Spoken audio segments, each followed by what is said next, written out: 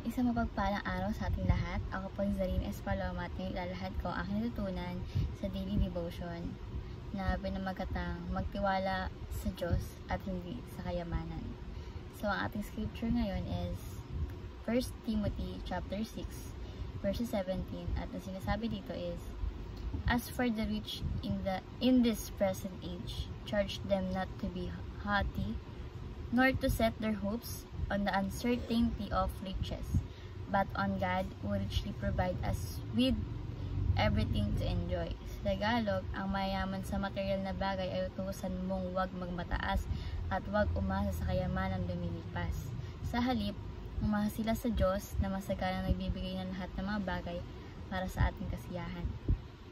So, ito is, yung kwento dito is, ito ay sulat ni Apostol Pablo para kay Timoteo.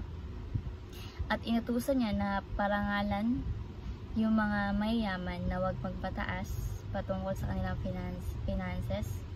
Sa halip, umasa sa ating Panginoon na nagbibigay lahat ng mga bagay na ikakasaya natin.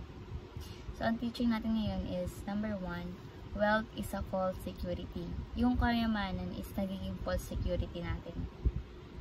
Kapag tayo wala nang iniisip, dahil marami na tayong pera, di ba? Parang payapat, napakahimbing ng tulog natin, feeling natin secured na tayo.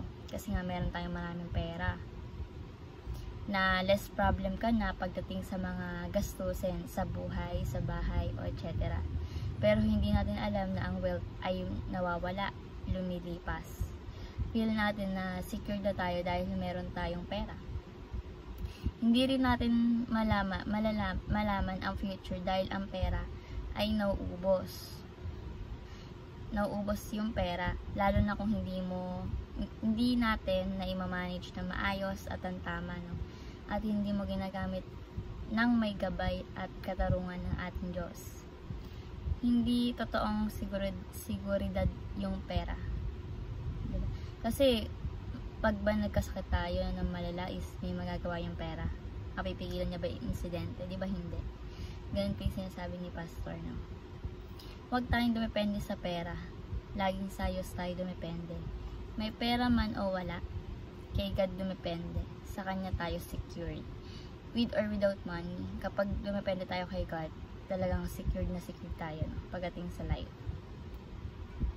Next is, God alone is our security. Kahit anumang material na bagay, lalo na ang pera, diba?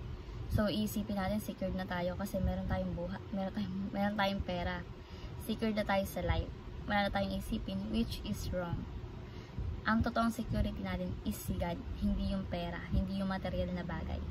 Kapag tayo nakadepende sa Diyos, secured tayo sa ating Panginoon, kasi sa Diyos tayo umaasa, hindi sa material na bagay, hindi sa pera.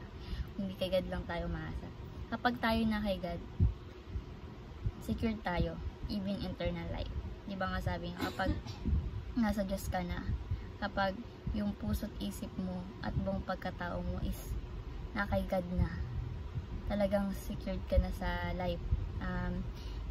Isulat yun yung pangalan mo sa aklat ng buhay.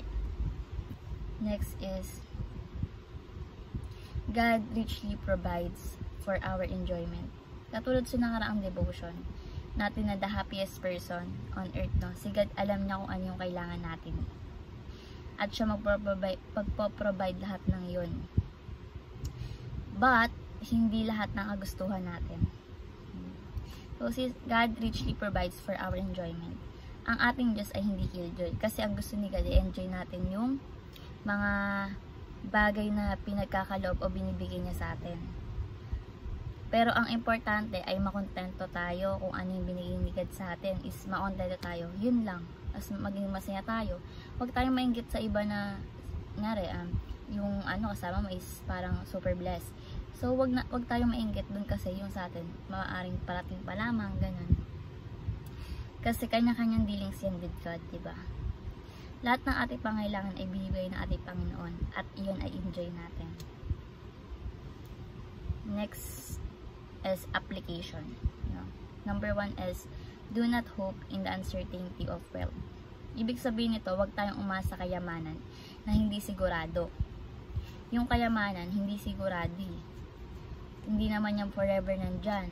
Lumilipas yan, nawawala yan, di ba? Katulad sa mga business, nalulugi, ganon.